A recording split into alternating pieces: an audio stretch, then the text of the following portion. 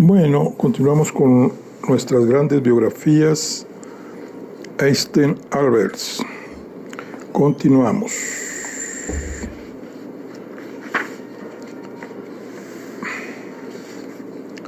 Dice, lo cierto es que el sistema newtoniano explicaba bastante bien el movimiento relativo. Además, las estrellas fijas proporcionan un marco estacionario de referencia, lo suficientemente bueno para la mayoría de supuestos prácticos de la mecánica newtoniana, ya que su movimiento visto desde la Tierra es apenas perceptible. Por esta razón, los herederos de Newton ignoraron el apoyo teológico de su teoría. La practicidad de la propuesta era suficiente. Aquí se pone fin a la relatividad, puesto que en la física clásica el tiempo era absoluto y el espacio permanecía tan inmóvil como el famoso éter que lo ocupaba. Para Einstein, en cambio, el éter no podía proporcionar un marco absoluto de referencia. También las ondas debían satisfacer el principio de relatividad. Para un observador con un movimiento uniforme, todo tendría que ocurrir según las mismas leyes que para un observador que respecto a la Tierra estuviera en reposo. Sin embargo, la paradoja estaba servida si la mecánica de Newton era correcta, ya que a la velocidad de la luz, el principio de relatividad clásico no funciona. Un observador que se moviese a esa velocidad dejaría de ver las oscilaciones de la luz propias de las ondas y podría establecer claramente su velocidad absoluta. Einstein lo ilustraba muy claramente con sus ejemplos. Si un hombre estuviera mirándose al espejo iluminado por una bombilla, cuando se moviera a la velocidad de la luz, según la física de Newton, la luz nunca podrá alcanzar al espejo y el hombre no se vería reflejado. Eso le haría posible contradecir el principio de relatividad clásica, al afirmar sin duda que se está moviendo a la velocidad de la luz. La cosa era un supuesto imposible para Einstein. El mundo no podría funcionar si eso fuera así. Fue la teoría de la relatividad especial en 1905 la que resolvió todas estas cuestiones, proponiendo que la medición del tiempo y el espacio no es independiente del observador. El tiempo y el espacio no pueden considerarse como conceptos ni marcos de referencia absolutos. Hasta entonces se había empleado sin ninguna crítica conceptos básicos como el de la simultaneidad de acontecimientos. Einstein analizó el supuesto para llegar a la conclusión de que no podemos llegar a una concepción absoluta del concepto de simultaneidad. No es posible tener en física una idea absoluta del tiempo y hay que abandonar el ingenuo deseo de que exista. Solo nos podemos referir a medidas concretas en un sistema dado, es decir, a lo que indican las agujas de los relojes y nosotros podemos ver. Cuenta Einstein que tal idea se le ocurrió una mañana al despertar y sentarse en la cama. A menudo sucede esto. Nuestro cerebro sigue de alguna forma procesando información y nos facilita una respuesta al despertar. Una solución que, por simple y general, resulta extraña. El rompecabezas del experimento de Michelson y Morley no es tal. Como propone Einstein, la premisa básica que hay que tener en cuenta es que en ningún experimento, cualquiera que sea su naturaleza, mecánica o electromagnética, un observador puede distinguir entre el estado de reposo y el movimiento a velocidad constante. Está claro que se pueden medir fenómenos relativos a cualquiera de los dos sistemas, pero nunca se podrá distinguir qué sistema se encuentra en reposo y cuál el movimiento. Por otra parte, frente al problema de poner de acuerdo la mecánica newtoniana con el principio relativista para la radiación electromagnética, que muestra que no es posible alcanzar la velocidad de la luz, Einstein dio una solución tan magistral como valiente: la mecánica clásica está equivocada. Quiere decirse que no es aplicable en ciertas condiciones, puesto que fue creada para describir fenómenos que ocurren a velocidades mucho menores que las de la luz, y en este caso los resultados predichos por la mecánica de Newton y por la teoría de la relatividad son prácticamente los mismos. Realmente hay pequeñas correcciones relativistas que hacer a los cálculos clásicos, pero es posible desecharlos sin que los resultados de, por ejemplo, las órbitas planetarias se resientan. Esta es la razón de que la teoría de la relatividad no se formulase con anterioridad y de que en general las personas no familiarizadas tengan tantas dificultades con la teoría, ya que explica fenómenos con los que normalmente no nos enfrentamos, y cuando vemos sus consecuencias nos parecen que van contra el sentido común. En condiciones experimentales extremas, como las que se dan en los aceleradores de partículas, se ha comprobado en multitud de ocasiones que en los fenómenos que ocurren a velocidades cercanas a la de la luz, las predicciones hechas mediante la aplicación de las reglas newtonianas son totalmente absurdas. El artículo comienza con un análisis de la relatividad del tiempo. Explica que nuestra percepción subjetiva nos da una idea del transcurso de los acontecimientos, de lo que es ahora y de lo que es después, y que el hecho de que todos compartamos esas sensaciones ha permitido hablar del tiempo como de un ente real. Lo cierto es que esto puede funcionar para los sucesos compartidos entre las personas, pero en física hay que ser muy precisos con el uso del concepto tiempo. Su cuantificación solo puede ser determinada por relojes.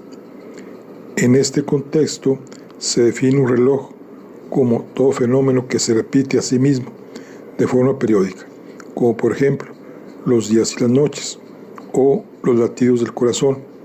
La exactitud del reloj dependerá de la forma en que se repita ese fenómeno.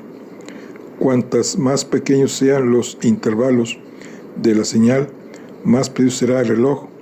Hasta aquí todo parece bastante obvio. La primera indicación importante que nos ofrece Einstein es su redefinición del concepto de simultaneidad. El tiempo objetivo no es otra cosa que una declaración de simultaneidad entre dos sucesos, es decir, que la medición del tiempo la hacemos cuando percibimos que están ocurriendo a la vez dos cosas. Por ejemplo, puede ocurrir a la vez una cita y el sonido de una campana de un reloj. Entonces decimos que los sucesos son simultáneos. Como dijo Einstein, el físico polaco Leopoldo Infils, uno de sus ayudantes, explicó tiempo después que jamás había encontrado una frase tan sencilla en un artículo científico. Todas nuestras apreciaciones en las que el tiempo desempeña un papel son siempre opiniones sobre acontecimientos simultáneos. Cuando digo, por ejemplo, el tren llegará aquí a las 7, significa que el paso de la manecilla pequeña de mi reloj por el sitio marcado con el 7 y la llegada del tren son sucesos simultáneos.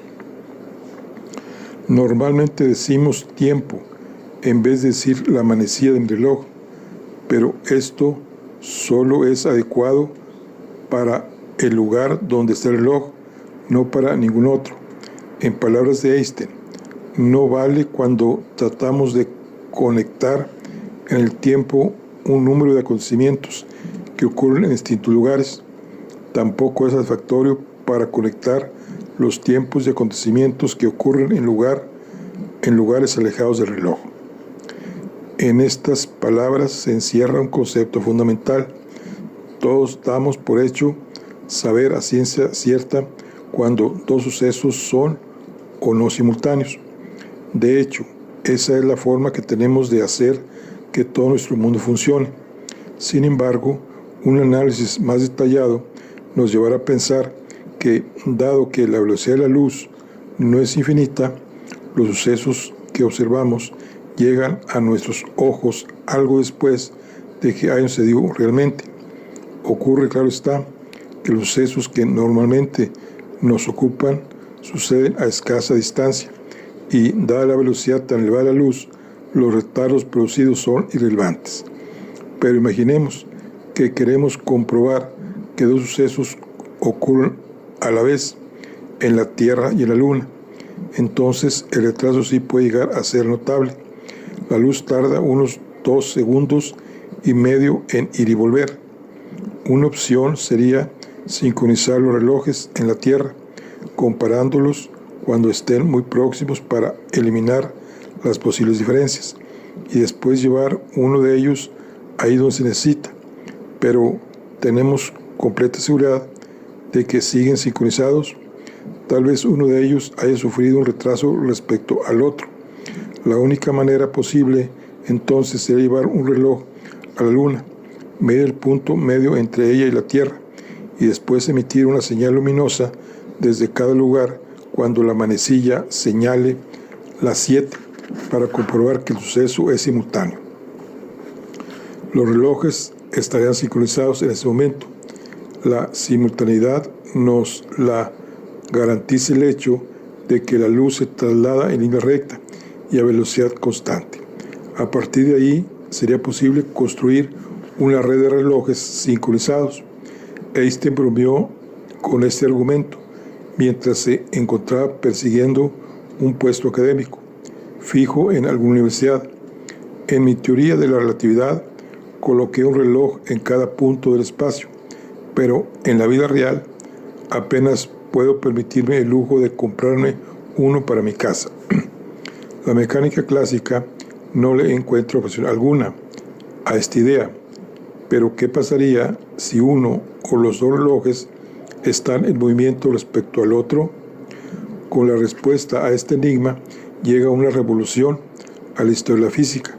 La enorme sorpresa que causó en la comunidad científica solo se puede comparar con la increíble exactitud de las comprobaciones posteriores. La invariabilidad de la velocidad de la luz. De acuerdo con la filosofía de Mach, no se negaba a que supuestos científicamente no verdaderos fundamentaron la física. Einstein propuso un fenómeno realmente demostrable, la invariabilidad de la velocidad de la luz. La luz se mueve a la misma velocidad independientemente de la velocidad a la que se desplace la fuente que emite esa luz. Einstein rechaza el fantasmal éter y con esto responde al experimento de Michelson y Morley. Al no poder ser detectado, el éter únicamente sirve como entidad hipotética que en ningún caso puede articular el conocimiento científico. En cambio, hay un nuevo punto de partida con importantes implicaciones sobre el que sí se puede fundamentar una nueva teoría. Nada puede ir más rápido que la velocidad de la luz. Aquí nace la teoría especial de la relatividad. Hay ejemplos prácticos en los que se puede comprobar la veracidad de este principio de velocidad constante, pero muchos de ellos fueron descubiertos posteriormente a su enunciado. Hoy se sabe que ocurre un fenómeno similar al conocido efecto Doppler, en que la luz cambia de color cuando proviene de una fuente en movimiento. La que vemos acercarse es azul y la que se aleja es roja. Esto se produce por los cambios en su frecuencia y en su longitud de onda, que se compensan mutuamente para conservar la velocidad constante. Por otra parte, están las estrellas dobles, situaciones en las que algunos cuerpos brillantes se mueven uno alrededor del otro. Si la velocidad de la luz no fuera constante, nos llegarían imágenes extrañas de la estrella en movimiento, en función de que se estuviera alejando o acercándose a nosotros. Veríamos incluso que se encuentra en dos sitios a la vez, lo cual nunca ocurre. La confirmación experimental de esto último fue hecha por de Sitter en 1913, tiempo después de que Einstein formulara su teoría. Quedó claro que las ecuaciones de Maxwell ya contenían esta condición de la velocidad constante, pero era necesario, a falta de una confirmación experimental, intuir cuál era el camino correcto. Solo Einstein lo hizo.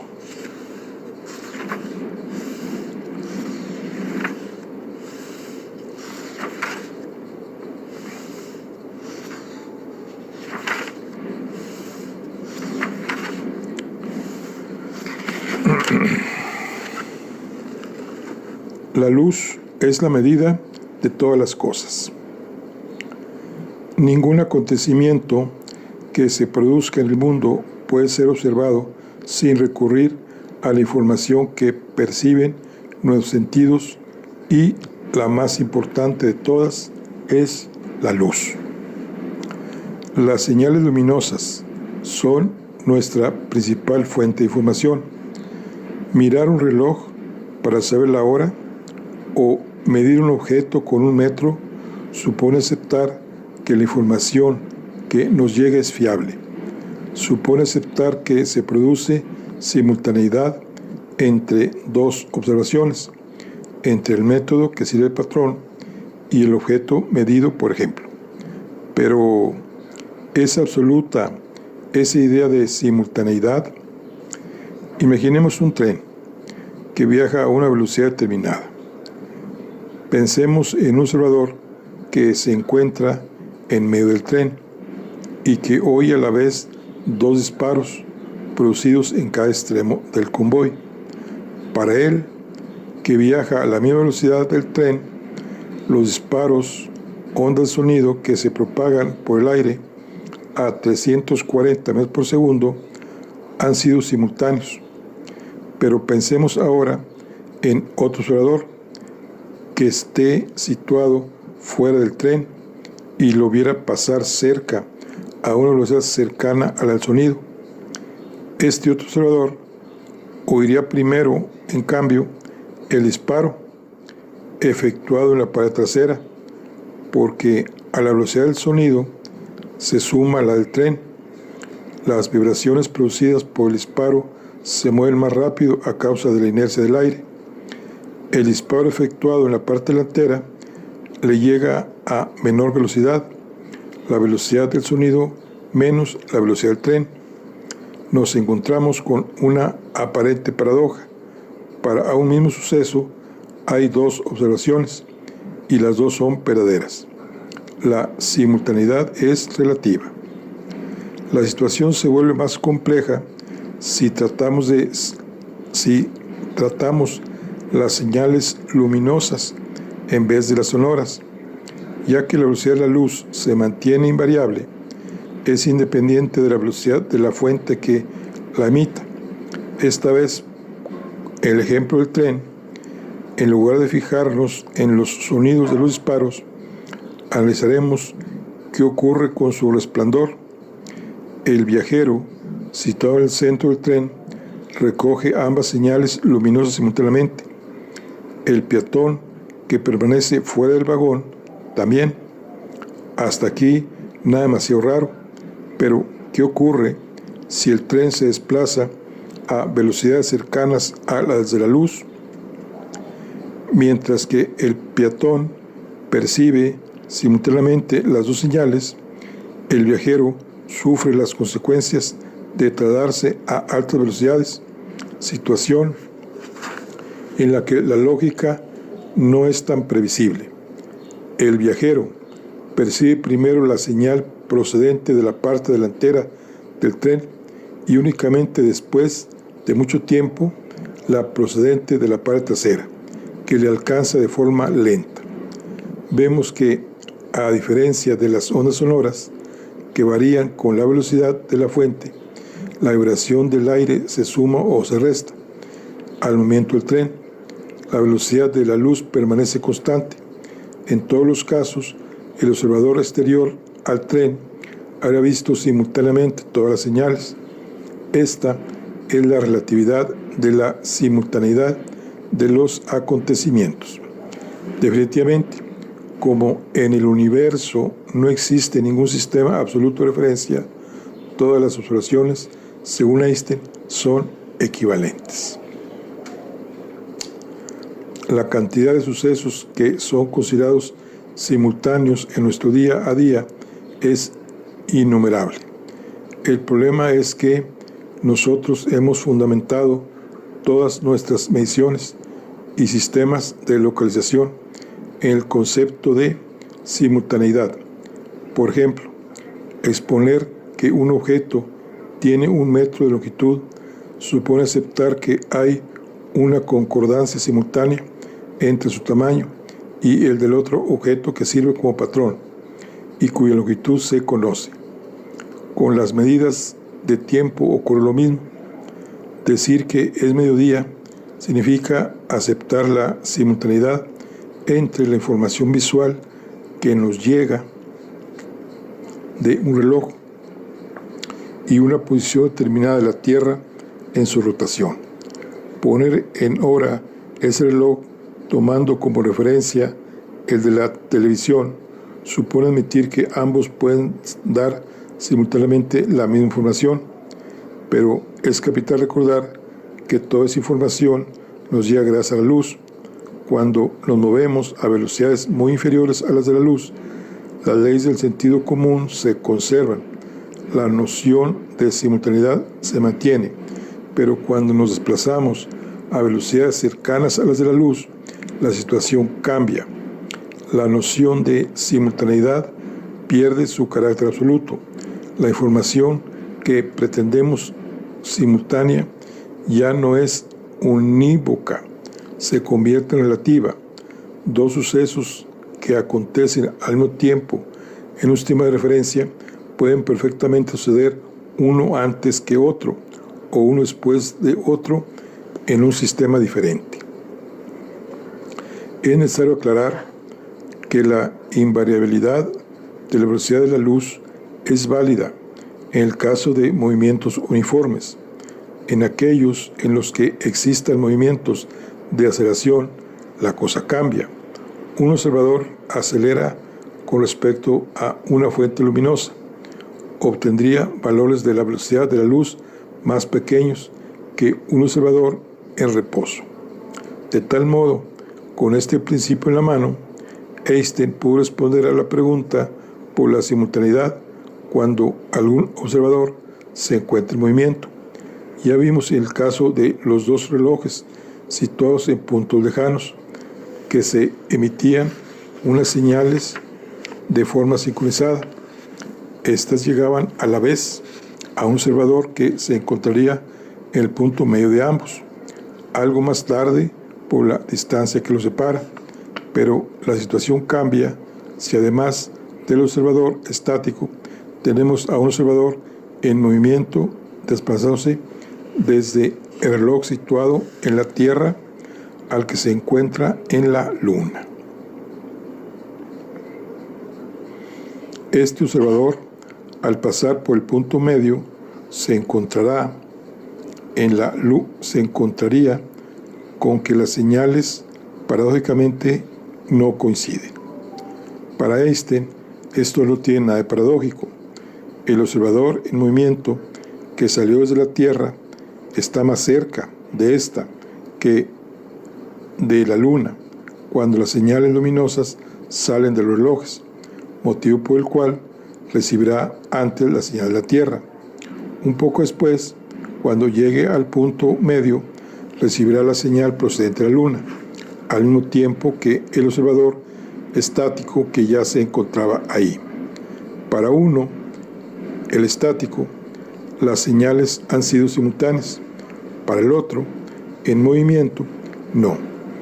No se ponían de acuerdo sobre la sincronía de los relojes. Así, el tiempo o su correlato objetivo, la simultaneidad entre fenómenos, es diferente según el movimiento del observador.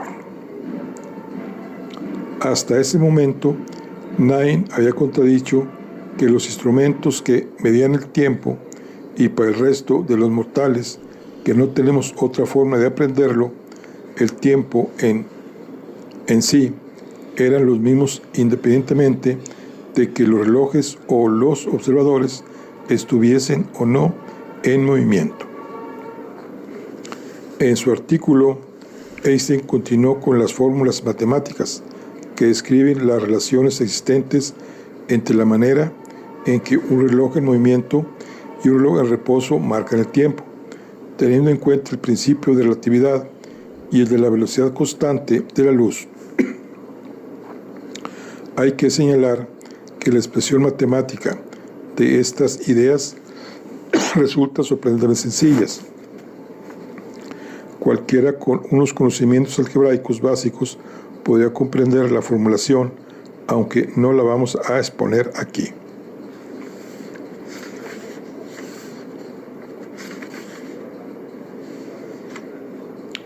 Una explicación divulgativa para demostrar que efectivamente el tiempo transcurre más lentamente en un reloj de movimiento es la siguiente. Imaginemos un reloj sencillo, un reloj físico no convencional, compuesto por dos espejos colocados en paralelo entre sí a una determinada distancia. Imaginemos una señal luminosa que se refleja entre ambos espejos siguiendo una determinada frecuencia. Podríamos mejorar la precisión del reloj acercando los espejos para que la señal se repitiera más a menudo. Ahora supongamos que este reloj estático lo movemos a velocidad constante en una dirección perpendicular a la línea que une a ambos espejos. Ahora las señales luminosas para un observador en reposo ya no se mueven entre los espejos perpendicularmente a sus cristales, sino con un determinado ángulo. Parecería que los haces de luz describen un movimiento de zigzag, unas trayectorias en forma de triángulos formados por líneas también rectas, pero más largas que las descritas en el reloj estático. De esta manera, si la luz recorre mayor camino en el reloj en movimiento, las señales periódicas se hacen más lentas que en el reloj en reposo. Hay una particularidad interesante en este supuesto. Podemos imaginar que en un reloj que viaja a velocidades cercanas a la de la luz, las señales se suceden con mucha menor frecuencia. El tiempo se dilata en proporción a la velocidad del reloj porque el camino de las señales luminosas se hace cada vez más largo, hasta el punto de que a la velocidad de la luz una señal no alcanza nunca el espejo. Según la teoría de la relatividad, nada puede viajar más rápido que la luz. Es este un límite natural necesario para que no existan las paradojas que asaltaban la mente de Einstein cuando solo tenía 16 años. Otra particularidad destacable es que todo lo anterior es válido para un observador en reposo que recibe información del sistema en movimiento. Pero si en lugar de estar en reposo, el observador se encuentra subido en ese reloj en movimiento, no notaría efecto alguno. Para él, la información que obtendría del sistema sería la verdadera. No tendría manera de saber si el tiempo propio se atrasa respecto al estático o es el reloj en reposo el que se adelanta. Exactamente igual que, según el principio de relatividad, no hay forma de saber cuál de los dos sistemas está en movimiento respecto al otro. Estos extraños fenómenos relativistas predichos por Einstein hemos visto que dependen de la velocidad. Solo a valores cercanos a los de la velocidad de la luz podemos percibir sus efectos. A la mitad de la velocidad de la luz, unos 150.000 kilómetros por segundo, un reloj se atrasaría solamente un 13%. Es evidente que los acontecimientos a los que nos enfrentamos diariamente, que no suelen sobrepasar unos cientos de kilómetros por hora, nos impiden percibir claramente las consecuencias prácticas de la teoría de Einstein. Este es el motivo por el cual todas estas teorías pueden escapar a nuestra comprensión. En el artículo, Einstein ofrece un ejemplo cercano. Sitúa imaginariamente dos relojes extremadamente iguales, uno en el Ecuador y otro en el Polo Norte. Explica que el que se encuentra en el Ecuador se retrasará un poco respecto al que se encuentra en el Polo a causa de la rotación de la Tierra. Tenemos que decir, para que todos esos ejemplos no queden en el terreno de lo meramente especulativo, que estas teorías no son solo aplicables en inmensas distancias en el universo, sino que también lo son en los experimentos físicos en los que toman parte partículas elementales aceleradas, porque estas pequeñas variaciones en el tiempo juegan un papel determinante. Todos estos son conceptos abstractos que nos cuesta asumir, puesto que no podemos experimentarlos habitualmente, pero se corroboran cada día en los aceleradores de partículas, debido sobre todo a que muchas de ellas son partículas inestables que se desintegran en otras más estables cuando se agota su tiempo de vida medio. Así, una partícula en movimiento tiene un tiempo de vida medio más largo que otra que se encuentra en reposo. En los aceleradores se generan millones de elementos de ese tipo que se mueven a velocidades muy elevadas.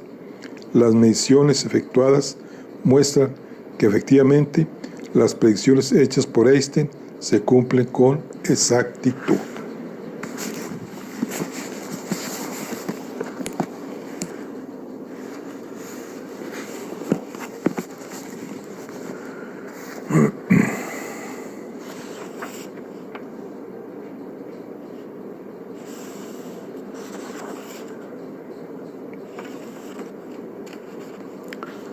Un postulado fundamental de la relatividad sería que las leyes de la ciencia son las mismas para todos los observadores en reposo o en movimiento uniforme, independientemente de su velocidad. Si esto ya era válido para la física de Newton, Einstein conseguía extenderlo para incluir también la teoría de Maxwell y la velocidad de la luz. De este modo, todos los observadores debían medir la misma magnitud independientemente de la velocidad a la que se estén moviendo. Ya desde muy joven, Einstein fue un gran admirador de Kant, con el que se había encontrado en aquellas primeras lecturas. En esos días no soñaba con superar al gran filósofo de Königsberg, tan puntual y metódico, que se dice que a su paso se ponían en obra todos los relojes del pueblo, pero lo hizo. El tiempo no resultaba ser, a diferencia del postulado por Kant, muy atraído por la física de Newton, una forma a priori de la sensibilidad. Einstein acabó con la idea del tiempo como un ente absoluto, algo anterior a toda experiencia. De hecho, era absolutamente necesario la experiencia, tal como había conseguido demostrar con agudos experimentos intelectuales, para corregir una percepción que conduce a veces irremisiblemente al error. En cuanto a la deuda que nuestro genio le guarda, Einstein quizá pudo haberse inspirado en los procedimientos intelectuales de Kant. Él conocido proceso de tesis frente a la antítesis. La dinámica epistemológica kantiana se aplicó a la hora de resolver la naturaleza de la luz, onda frente a corpúsculo. Resulta en dualidad una de las síntesis magistrales del genio. El artículo de 1905 únicamente se menciona el éter para desechar su existencia en la teoría que se comienza a plantear. Es famosa esta frase del segundo párrafo: la introducción de un éter será superflua, puesto que lo que aquí se va a desarrollar no necesita un espacio estacionario absoluto. De esta manera, un desconocido empleado de una oficina suiza acababa con el pilar que sostenía gran parte de la física vigente durante los últimos siglos. La idea del éter es completamente innecesaria siempre que se abandone la idea de un espacio y un tiempo absolutos.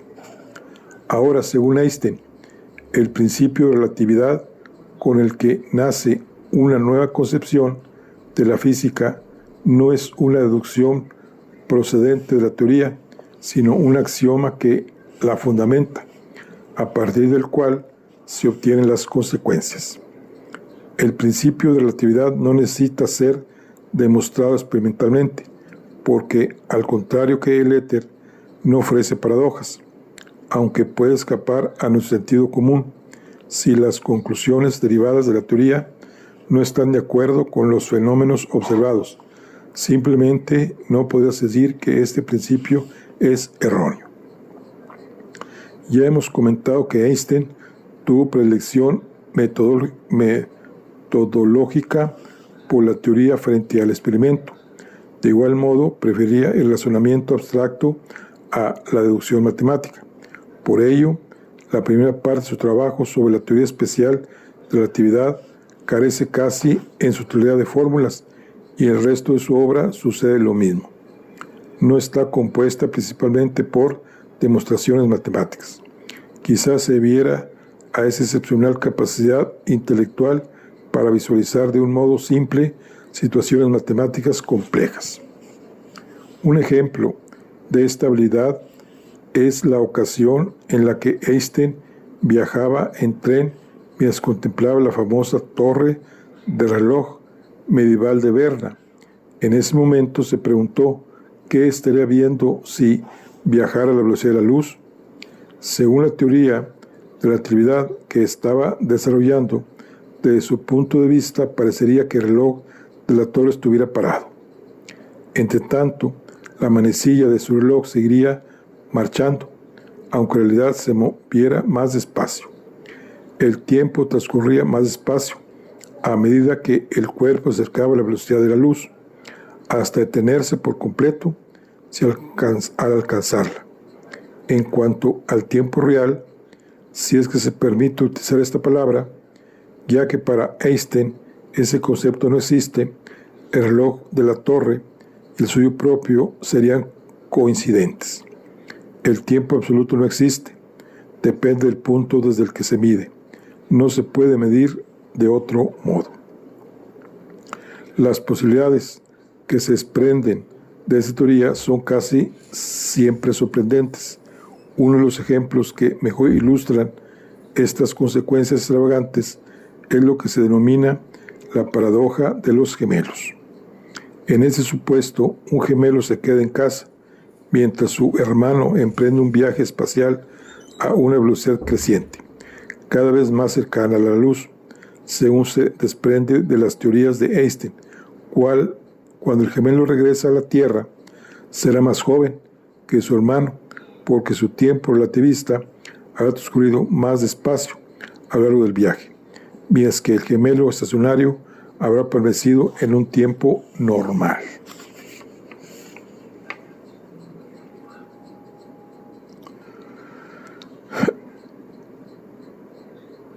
Las cuatro dimensiones. El espacio y el tiempo en la física de Einstein están integrados el sistema cuatridimensional.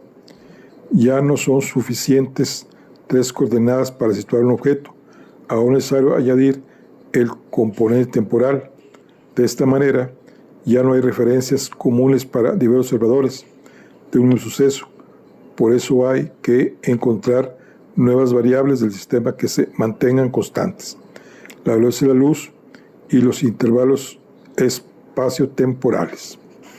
Gracias a estas constantes es posible poner en relación a 2 cuerpos que se encuentren en movimiento relativo mediante transformaciones que permitan pasar del sistema de coordenadas asociados a uno al sistema asociado al otro. Estos procesos, las transformaciones de Lorentz, hacen posible determinar la validez de las observaciones clásicas siempre y cuando las velocidades implicadas sean muy inferiores a las de la luz. A velocidades cercanas, las transformaciones de Lorentz permiten deducir una serie de fenómenos muy poco intuitivos que aparentemente se oponen a toda lógica. Las consecuencias de la teoría de la relatividad especial conllevan que la longitud de los objetos que se mueven a velocidades cercanas a la de la luz disminuyen en comparación con uno que se encuentra en reposo. De igual modo, dado que en ese sistema hay equivalencia entre el espacio y el tiempo, lo mismo sería con los intervalos temporales. El tiempo transcurre más lentamente en un reloj que se moviera a velocidades similares a las de la luz respecto a un reloj que estuviera en reposo. Otra consecuencia de esta teoría es que, de la manera que la longitud varía con la velocidad, la masa de los cuerpos experimenta un efecto semejante, aumenta a medida que se acelera, incluso hasta llegar a tener una masa infinita, a la velocidad de la luz. De aquí se extrae que la velocidad que pueden llegar a alcanzar los objetos es limitada, dado que solo los cuerpos sin masa en reposo son capaces de moverse a la velocidad de la luz, es decir, los fotones o cuantos de luz. Bueno, pues aquí concluimos la charla del día de hoy. Nos vemos en la siguiente. Hasta luego.